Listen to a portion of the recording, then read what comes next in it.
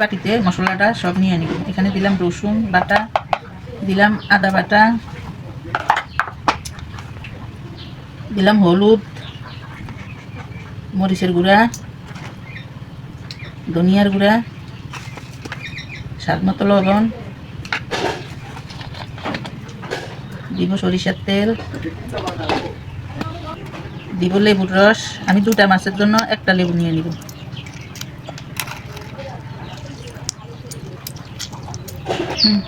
একটার মতো লেবু দিচ্ছি, লেবুর রস। আর এখানে দিলাম আমি সয়া সস, দিব টমেটো সস।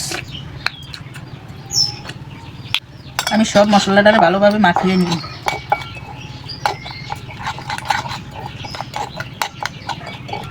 আমার মশলাটা রেডি হয়ে গেছে। এখন আমি মাছটি দিয়ে মাখিয়ে নিব।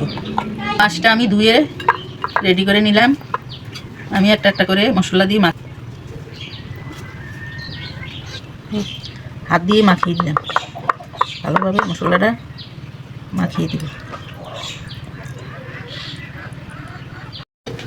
ভালোভাবে মশলাটা মাখানো হয়ে গেছে। এখন আমি মাছটারে আধা ঘন্টার জন্য রেখে দিব।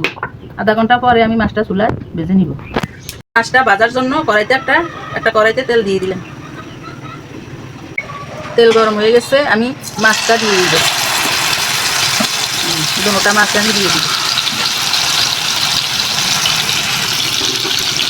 মাছ দুটোটা দিয়ে দিলাম। এখন হালকা জালে আমি দুটোটা মাছের ভেজে নিব।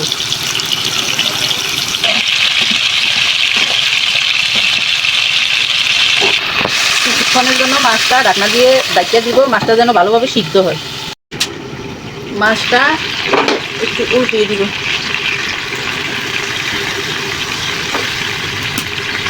দুটোটারে আমি উল্টিয়ে দিই। মাছ উল্টিয়ে দিছি। এখানে যে মশলাটা আছে, মশলাটা আমি দিয়ে লাগিয়ে দিই।